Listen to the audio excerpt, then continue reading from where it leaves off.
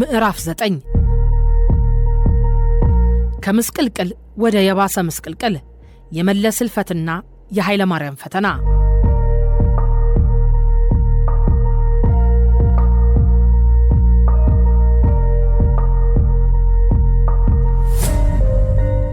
የኢህአዴግ ምክትል ሊቀመንበርና የኢፌድሪ ምክትል ጠቅላይ ሚኒስትር ሆነው በመስራት ላይ የቆዩት አቶ ኃይለ ማርያም ደሳለኝ አገሪቱ የደረሰችበትን ውጥንቅጥ የፖለቲካ ሁኔታ ብቻ ሳይሆን ለዘመናት ሲንከባለሉ የቆዩ ዘርፈ ብዙ ችግሮችን ጭምር ከጠቅላይ ሚኒስትር መለስ ዜናዊ ለመረከብ ተገደዱ።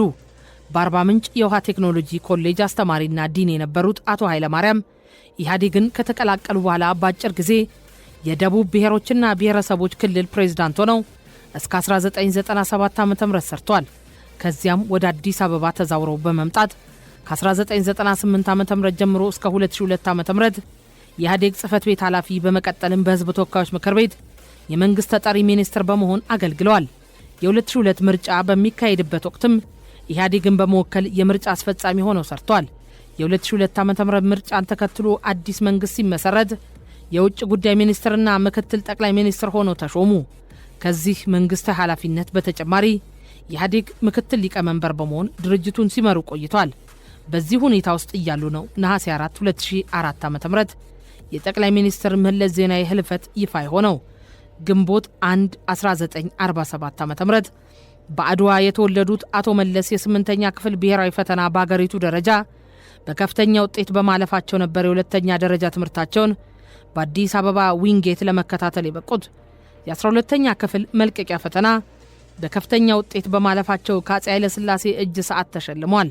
ከዚያ በቀዳማዊ አፄ ኃይለ ሥላሴ ዩኒቨርሲቲ ገብተው የሁለተኛ ዓመት የሕክምና ትምህርት በጀመሩበት በየካቲት 1967 ዓ.ም ትምህርታቸውን አቋርጠው በተሐህት የሚመራውን የትጥቅ ትግል ተቀላቀሉ። ለአካዳሚውም ለፖለቲካውም ብሩህ አእምሮ የነበራቸው መለስ በዩኒቨርሲቲ ተማሪዎች ንቅናቄ ንቁ ተሳትፎ ነበራቸው። በትጥቅ ትግሉ ከተራ ታጋይነት እስከ የማዕከላዊ ኮሚቴ አባልነት በመቀጠል ከ1982 ዓ.ም በኋላ ደግሞ የህወሓትና የኢህአዴግ ሊቀመንበር በመሆን ትግሉን መርተዋል። ከ19 ዓመት ዕድሜያቸው ጀምሮ የትጥቅ ትግሉን የተቀላቀሉት መለስ ወርቃማውን የወጣትነት ዕድሜያቸውን እጅግ ብርቱ የሚባለውን ኃላፊነት ተሸክመው በአስቸጋሪው የትጥቅ ትግል ነው ያለፉት። ከጥይት ከአውሮፕላን ድብደባና ከገዳዩ የወባ በሽታ ተርፈው አዲስ አበባ ገብተውም አገሪቱን ለ21 ዓመታት በፕሬዝዳንትነትና በጠቅላይ ሚኒስትርነት ሲያገለግሉ ቆይተው በ57 ዓመት የጎልማሳነት ዕድሜያቸው ከዚህ ዓለም በሞት ተለዩ። ይህን እርሳቸው ከክልል ፕሬዝዳንትነት ጀምሮ በፓርቲ ኃላፊነት፣ በፓርላማ ተጠሪነት፣ በምርጫ አስፈጻሚነት፣ በአስፈጻሚው አካል በሚኒስትርነትና ምክትል ጠቅላይ ሚኒስትርነት እንዲያልፉ ሁኔታዎችን ያመቻቹላቸው አቶ ኃይለ ማርያም ደሳለኝ እነሆ ለአገሪቱ ቁንጮ ስልጣን የታጩበት ደረጃ ላይ ደረሱ። የመለስ ህልፈት በመንግስት መገናኛ ብዙሃን ከተገለጸ ከጥቂት ቀናት በኋላ የሚኒስትሮች ምክር ቤት ስብሰባ ተካሄደ። ይህንን ስብሰባ ተከትሎ የመንግስት ኮሚኒኬሽን ጽህፈት ቤት መግለጫ አዘጋጅቶ ለሚዲያዎች አስተላለፈ። በመግለጫው የሚኒስትሮች ምክር ቤት ስብሰባ መካሄዱንና ስብሰባውን ተጠባባቂ ጠቅላይ ሚኒስትር ኃይለ ማርያም ደሳለኝ እንደመሩት ተጠቀሰ። ከዚህ ዜና በኋላ ነበር ከህወሓት አመራሮችና ከጠቅላይ ሚኒስትር መለስ ባለቤት ጠንካራ ተቃውሞ የተሰማው። ተቃውሞ ማን ተጠባባቂ ጠቅላይ ሚኒስትር አደረገ እስከ ማለት የደረሰ ነበር። የጠቅላይ ሚኒስትር ጽህፈት ቤት ሰነዶችና የኢህአዴግ ጽህፈት ቤት ቃለ ጉባኤዎች እንደሚያስረዱት የስልጣን ትንቅንቁ በይፋ የተጀመረው ይህንን ዜና ተከትሎ ነው። የሟቹ ጠቅላይ ሚኒስትር የቀብር ስነ ስርዓት ገና ሳይፈጸም የተጀመረው የስልጣን ሽሚያ ከወዲሁ አስፈሪ ሆኖ ቀጠለ። ተቃውሞውንም ያቀረቡት አካላትም የኢህአዴግ ስራ አስፈጻሚ ኮሚቴ ስብሰባ እንዲጠራ አቶ ኃይለ ማርያምን አሳሰቡ። እኔ ምክትል ነኝ፣ ስብሰባውን መጥራት አልችልም በማለት መጀመሪያ ላይ ያንገራገሩት ኃይለ ማርያም ውዝግቡን ለማቅለል በማሰብ ስብሰባውን ጠሩ።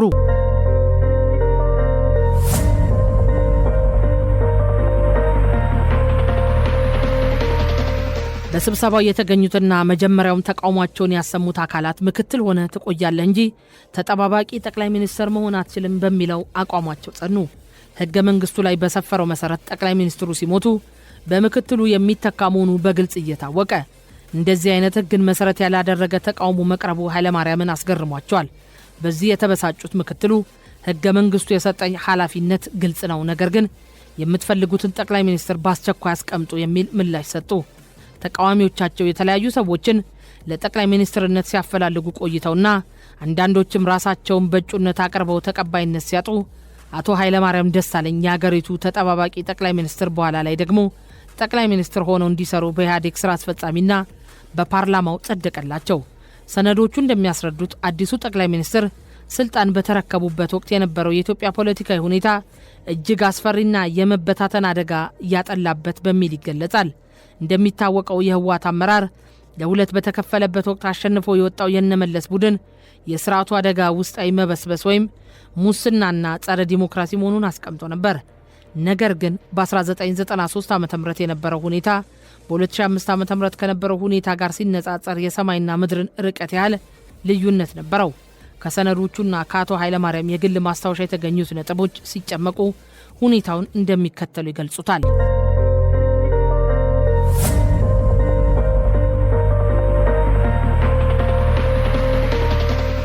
በመሬት ዕደላና ባለቤትነት፣ በጉምሩክና ግብር አሰባሰብ፣ በአዳዲሶቹ ሜጋ ፕሮጀክት፣ በመንግስት የልማት ድርጅት፣ በባንኮች የብድር አሰጣጥ ስርዓት፣ በሰፋፊ የእርሻ ልማቶች ጥገኛውና ኪራይ ሰብሳቢው የበላይነቱን ያረጋገጠባትና የመንግስት ስልጣን ለኪራይ ተላልፎ የተሰጠበት ሁኔታ ተፈጥሯል። በዚህም አማካይነት ሙስና ስርዓታዊ ወደ መሆን ተሸጋግሯል።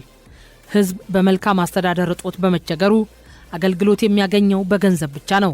እጅግ ዝቅተኛ የሆነውን የቀበሌ መታወቂያ እንኳን በክፍያ ካልሆነ በቀር ማግኘት ተቸግሯል። ኢህአዴግ የውስጥ ዲሞክራሲ ህይወቱን ማረጋገጥ ያልቻለና በአምባገነናዊ አሰራር የተጠፈረ መሆኑ ገሃድ የሆነበት ጊዜ ተከስቷል። በራሱ የውስጥ ዲሞክራሲ የሌለው ድርጅት የዜጎችን መሰረታዊ ሰብአዊና ዲሞክራሲያዊ መብቶች ማረጋገጥ የማይችል መሆኑ በግልጽ የታየበት ሁኔታ ተፈጥሯል። የመንግስትና የድርጅት ሚና ከመደበላለቅ አልፎ አንድ ወደ መሆን ደረጃ በመሸጋገሩ የፓርቲ ኃላፊዎች በተለያዩ የመንግስት መዋቅሮች ጣልቃ እየገቡ ያሻቸውን ማድረግ ወደሚችሉበት ደረጃ ደርሷል። የተቋማት ግንባታ ሂደቱ ሙሉ ለሙሉ በመክሸፉ የዜጎች ዕጣ ፈንታ በግለሰቦች እንጂ በተቋማት ወደማይወሰንበት ደረጃ መድረሱ ግልጽ ሆኗል። በመሆኑም ለዲሞክራሲ ግንባታ መሰረታዊ የሆኑ ነጻ ፍርድ ቤቶች፣ ነጻ ፓርላማ፣ ነጻ ማህበራት፣ ነጻ መገናኛ ብዙሃን፣ ነጻ የጸጥታ አካላት መመስረት አለመቻሉ ግልጽ ሆኗል። የኢህአዴግ የመተካካት ፖሊሲ ተግባራዊ መሆን ባለመቻሉ በአንድ በኩል ነባሮቹ አዲስ አመራሮች ብቃት የሌላቸውና ኃላፊነት ሊሸከሙ የማይችሉ አድርገው ወስደዋቸዋል። አዲስ አመራሮቹም ነባሮቹን ያረጁና ያፈጁ በሴራ ፖለቲካ የተጠላለፉ አድርገው ፈርጀዋቸዋል። በዚህ ምክንያት መሪ የጠፋበትና ሁሉም እኔ ነኝ መሪ ብሎ የሚያስብበት ሁኔታ ተፈጥሯል። የኢህአዴግ አባል ድርጅቶች የሆኑት በውስጣቸው ተሰነጣጥቀው አንድ መሆን አቅቷቸው እያንዳንዳቸው በተለያዩ 4 ማዕከላት ተከፍለዋል። ዜጎች በተለያዩ የሀገሪቱ ክፍሎች እንደየምርጫቸው ተዘዋውረው የመኖር፣ የመስራት፣ የመነገድ መብታቸው ተገድቦ የብሔረሰብ ግጭት ተስፋፍቷል።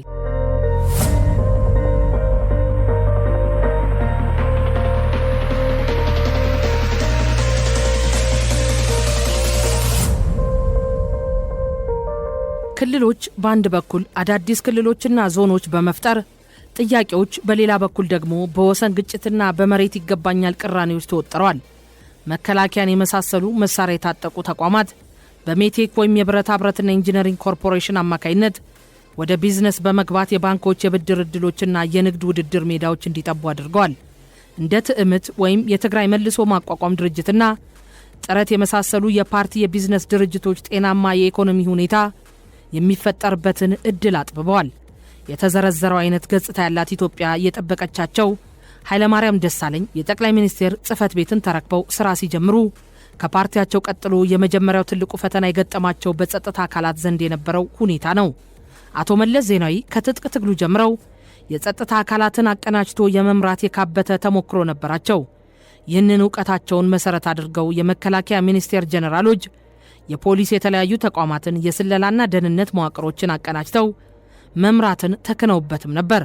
የመከላከያ ኤታ ማዦር ሹሙና የመረጃና ደህንነት ኃላፊው ጌታቸው አሰፋ በፍጹም የማይግባቡና ለጸብ የሚፈላለጉ መስለው ቢታዩም እንኳን እነሱ መምራት ለአቶ መለስ ከባድ አልነበረም። በአንጻሩ አቶ ኃይለማርያም ስራቸውን ሲጀምሩ የመከላከያና ደህንነት ዕውቀትና ተሞክሮ የሚያንሳቸው ከመሆኑ በላይ የሁለቱ ግዙፍ ተቋማት ኃላፊዎች አለመስማማት ፈተና ሆነባቸው። ስለዚህ በጊዜው መፍትሄ ሆኖ የታያቸው በእነሱ ጉዳይ ጣልቃ ሳይገቡና ተቋማቱን ይዘው የተቀመጡት ኃላፊዎች ባሻቸው እንዲመሩ በመተው እሳቸው በኢኮኖሚና በዲፕሎማሲው ትኩረት ማድረግ ነበር። አንድን የመንግስት ስልጣን በአግባቡ ለመቆጣጠርና ለመምራት መከላከያውንና ደህንነቱን መያዝ እጅግ አስፈላጊ ቢሆንም ኃይለማርያም ግን እነዚህን መሰረታዊ የስልጣን ምንጭ የሆኑትን ተቋማት ፈቅደው ከእጃቸው እንዲወጡ አድርገዋል። ሁለተኛው የኃይለማርያም ፈተና በክልሎች ያለውን የድርጅትና የመንግስት መዋቅር ቁጥጥርና ክትትል የተመለከተ ነው። በደህዴን አመራሮች በኩል በአዲስና ነባር አመራሮች ፍትጊያ ምክንያት መድረኩ የንትርክ ሆኗል። የአዲስ ክልሎችና ዞኖች ጥያቄ ተጠናክረዋል። ህወሓት በነባሮችና አዳዲሶች ቅራኔ ከመወጠሩም ሌላ በአራት ማዕከሎች ተከፋፍሎ መፋጨቱን ቀጥሏል። ከራሱ አድማስ አልፎ በኦህዴድ ውስጥ የራሱን ቡድን በመትከል ተጽዕኖ ለመፍጠር እየሰራ ነው። በተመሳሳይ ሁኔታ የብአዴንም አዲሶቹና ነባሮቹ አመራሮች የየራሳቸውን ሰንሰለት ዘርግተው ለመጠፋፋት መስራቱን ተያይዘውታል። ሁሉም ብሔራዊ ድርጅት የአመራር ብቃት ማነስ በሰፊ የሚታይባቸው ሆነው በከፋ የአመራር መዳከም ሁኔታ ውስጥ ገብተው ነበር። አመራሩ በተለያዩ አንጃዎች ተከፋፍሎ እየተናቆረ ይገኛል። የኦህዴድ አመራር ከአቶ ኃይለማርያም ጋር ግንኙነት ከመፍጠር ይልቅ ከደህንነትና ከመከላከያ ኃላፊዎች እንዲሁም ከሌሎች ከማይመለከታቸው ጋር በመጣበቅ ለእነርሱ ሪፖርት እስከ ማቅረብ ደረጃ ደርሷል። ሶስተኛውና ትልቁ ፈተና አቶ መለስ መፍትሄ ሳያበጁለት በንጠልጥል ትተውት የሄዱት የኢትዮጵያና የኤርትራ ጉዳይ ነው። ይህ ጦርነትም ሰላምም ያልሆነና ያለየለት ጉዳይ ለአብዛኞቹ የኢትዮጵያ የጸጥታ ችግሮች ዋነኛ መነሻ ሆኗል።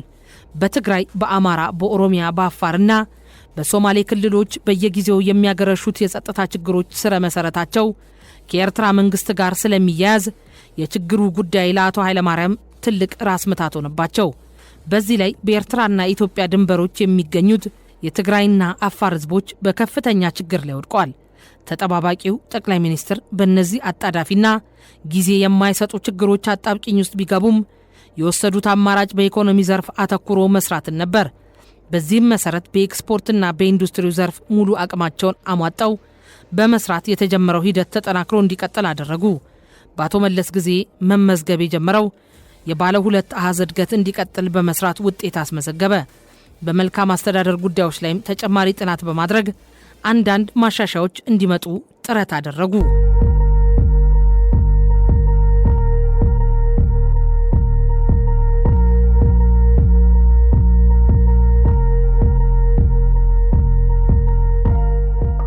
ያልረጋው ወንበርና የነቃው ብርሌ።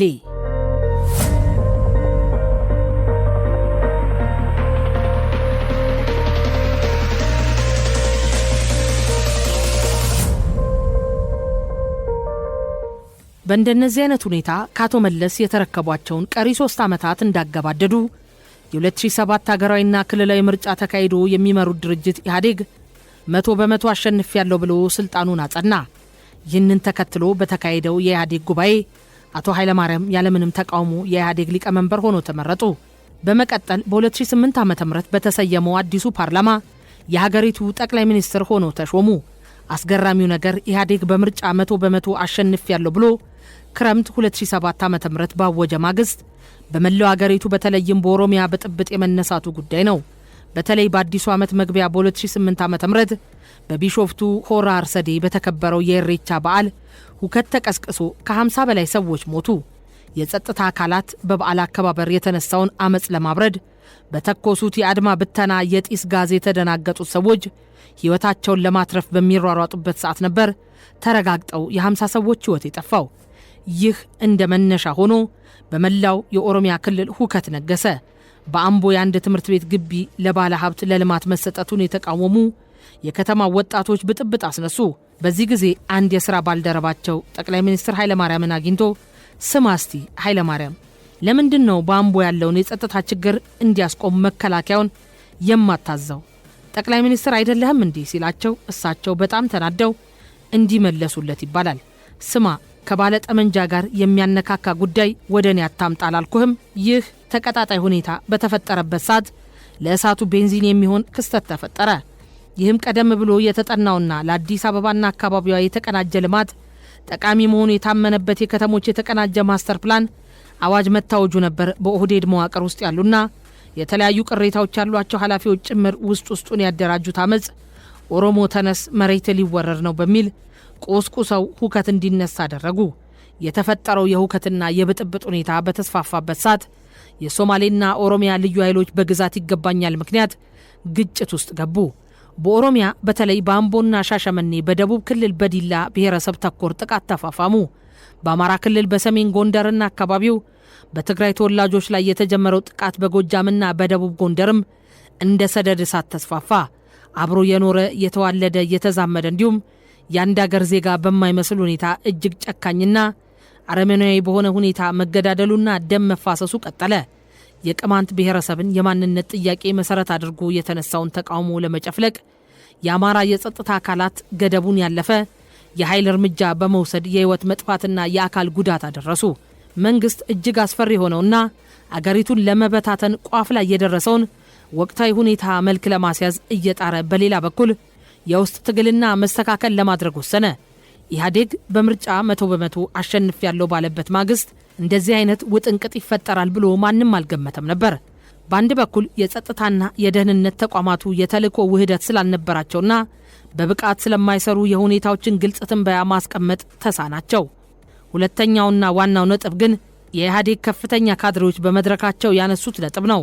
ይህም ነጥብ ኢህአዴግ ከተፈጠረ ጀምሮ ዲሞክራሲያዊና ፍትሐዊ ምርጫ ተካሂዶ የማያውቅ መሆኑን ያስገነዝባል። ካድሬዎቹ በግልጽ እንዳስቀመጡት ህዝቡ የልማት ቡድን በሚል ሰበብ 1 ለ5 ተደራጅቶና በካድሬዎች ጥብቅ ክትትል ተቀፍድዶ እንዲመርጥ ስለሚደረግ ነው 100% አሸንፈናል የሚባለው። ስለዚህ በምርጫ አሸንፈናል እንዲሉ ይህ ሁሉ ሁከት በመላ ሀገሪቱ መከሰቱ በራሱ እንቆቅልሽ ስለመሆኑ ተነጋግረው መግባባት ላይ ደርሷል። ይህን ተከትሎ የኢህአዴግ አመራር የተሃድሶ እንቅስቃሴ ለማካሄድ አወጀ። የመነሻ ጽሑፍ የማዘጋጀት ኃላፊነት የወሰዱት ኃይለማርያም የአቶ መለስን የተለያዩ የቆዩ የታድሶ መጻሕፍትን መርምረው ለውይይት የሚሆን ሰነድ አዘጋጁ።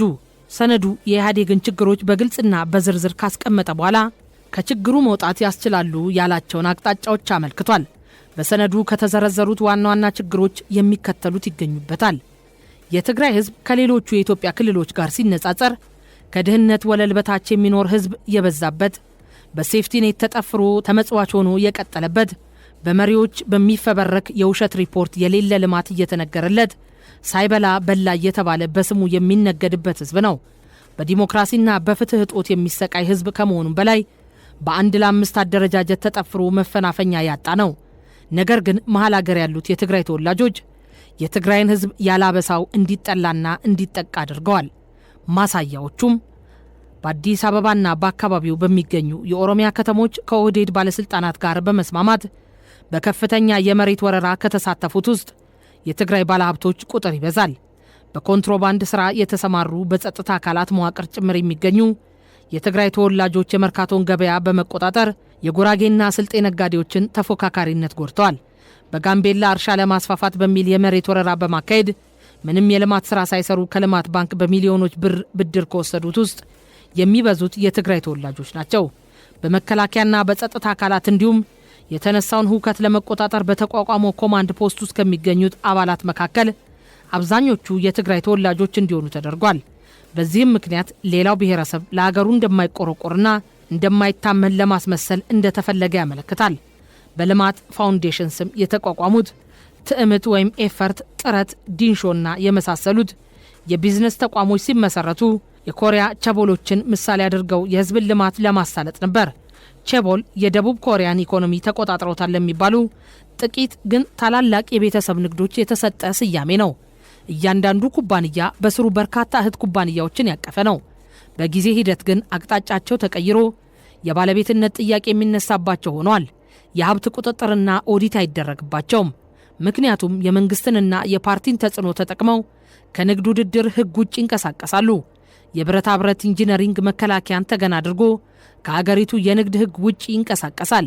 በጤናማ የቢዝነስ ዘርፍ ካለመሰማራቱም ሌላ ፋብሪኬሽን ላይ ከማተኮር ይልቅ ሌሎች የግል ባለሀብቶች ሊሰሩት የሚችሉትን እየቀማ ሰፊ ቅሬታ እንዲፈጠር አድርጓል። ከፋይናንስ ህግ ውጭ ከባንኮች ብድር በመውሰድ ለኪራይ ሰብሳቢዎች ሲሳይ ሆኗል። ያልሰራውን ሚሳኤል፣ ድሮን፣ ታንክ ሰርቻለሁ በማለት ያጭበረብራል። የመንግስት አበይት የልማት ፕሮጀክቶች በተለይም የስኳር ፋብሪካዎችና እርሻዎች በደካማ አስተዳደር በሙስናና በእውቀት ማነስ ምክንያት ለውድቀት ተዳርገዋል። በየክልሎቹ የሚካሄዱት ብሔር ተኮር ጥቃቶችና የመሬት ይገባናል ጥያቄዎች የኢህአዴግ መዋቅር ካድሬዎች ያቀጣጠሏቸውና ያጋጋሏቸው ችግሮች መሆናቸው ታውቆ የውስጥ የማጥራት ሥራ ማከናወን የግድ ነበር። በዚህና በሌሎች የፍትህና የዲሞክራሲ ጉዳዮች በየደረጃው የሚገኙ የኢህአዴግ አባላት ማለትም የማዕከላዊ ኮሚቴ የከፍተኛና ዝቅተኛ ካድሬዎች እንዲወያዩበት ተደርጓል። ውይይቱ ግን ፍሬያማ አልነበረም፣ ጊዜው አልፏልና። ከዚህ ጎን ለጎን አፋጣኝ የማስተካከያ እርምጃዎች ተወስዷል። በሙስና የተጠረጠሩ የገቢዎች ሚኒስቴር ኃላፊዎች በቁጥጥር ስር ውለዋል። በስኳር ኮርፖሬሽን በሙስና ተግባራት ገብተዋል ተብለው የተጠረጠሩት ታስረዋል። የልማት ባንክ ፕሬዝዳንት ከኃላፊነት ተነስቶ የብድር ስርዓቱ እንዲስተካከል ጥረት ተደርጓል። የአዲስ አበባና አካባቢው የተቀናጀ ልማት ማስተር ፕላንም ተሰርዟል። በሜቴክ የሥራ አመራር ቦርድ ላይ ለውጥ ከተደረገ በኋላ ብድር ከባንክ የሚወሰድበት ግልጽ መስፈርት ተቀምጦ የሚሰማራበት ዘርፍም እንዲከለስ ተደርጓል። ሆኖም ግን ብርሌ ከነቃ አይሆንም ዕቃ እንዲሉ እነዚህ ጥገናዊ ለውጦች ለዓመታት ብሎም ለዘመናት ሲንከባለሉ የኖሩትን ችግሮች መፍታት የሚችሉ አልነበሩምና ህዝባዊ አመጹ ተስፋፍቶ ቀጠለ። የኦሮሞና አማራ ልሂቃን ለዘመናት ሲያባላቸው የኖረውን ልዩነት ለጊዜው በማቆም ኦሮማራ የሚባል ጥምረት ፈጥረው አመጹን አባባሱት። ጭራው ተቆርጦ የቀረውና በኢትዮጵያ የሰላምም የጦርነትም ያልሆነ ፖሊሲ ክፉኛ ተጎድቶ የቆየው የኤርትራ መንግስት በተቀጣጠለው አመጽ በሙሉ ጉልበቱ ተሳተፈ። በሶማሌና ኦሮሚያ ግጭት ለሶማሌ አድልታል በሚል በኦሮሚያ አመራር የተፈረጀው የመከላከያ ሰራዊት በአመጹ ምክንያት በመውደም ላይ የነበሩትን የህዝብ የመንግስት የአገር ውስጥና የውጭ ባለሀብቶች ንብረት የሆኑትን ፋብሪካዎችና ኢንዱስትሪዎች ማዳን አልቻለም። አዲስ በወጣው አመጽን የመከላከል ህግ ወይም ሩልስ ኦፍ ኢንጌጅመንት ሲቪል ላይ እንዳይተኮስ ግዴታ የተጫነበት የመከላከያ ሰራዊት አይኑ እያየ ንብረት ሲወድም ገለልተኛ መሆንን መረጠ። ጠቅላይ ሚኒስትሩ በሚዲያ ወጥተው ወጣቱ ትውልድ ጥያቄውን በሰላማዊ መንገድ እንዲያቀርብ ተማጽኖ ቢያቀርቡም ሰሚ አላገኙም። በመጨረሻም የደህዴን ስራ አስፈጻሚ ኮሚቴ ስብሰባ በአዲስ አበባ እንዲካሄድ ጥሪ ያቀረቡ።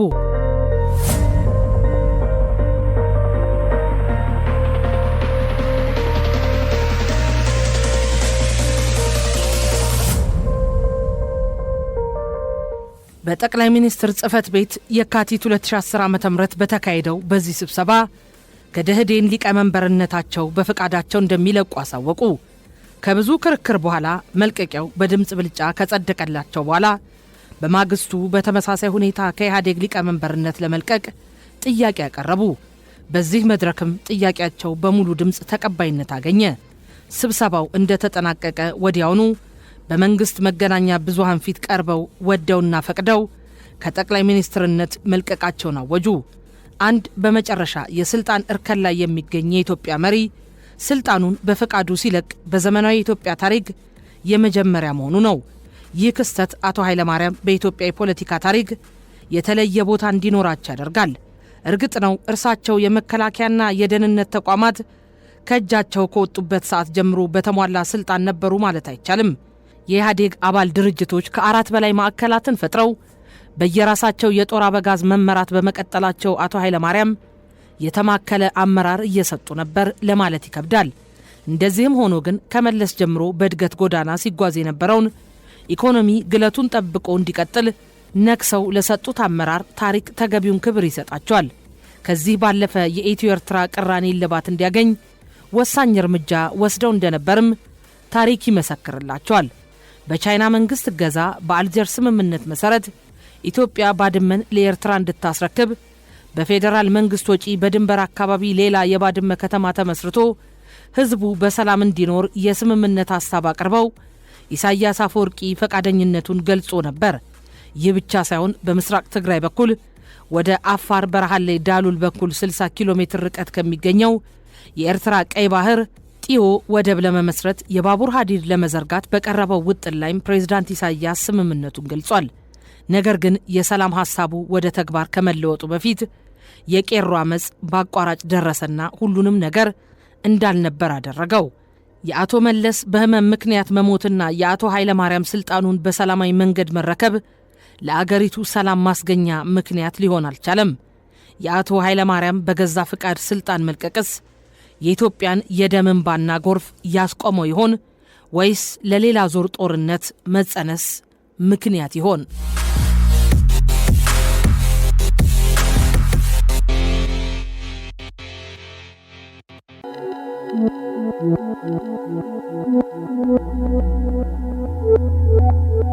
ቀጣዩን የትረካውን ክፍል ለማድመጥና በቋሚነት ለመከታተል ቀጣዩ የትረካው ክፍል ሲለቀቅ ማሳወቂያ እንዲደርሶት ቻናሉን ሰብስክራይብ እና ሼር ያድርጉ። የደወል ምልክቱን ይጫኑ።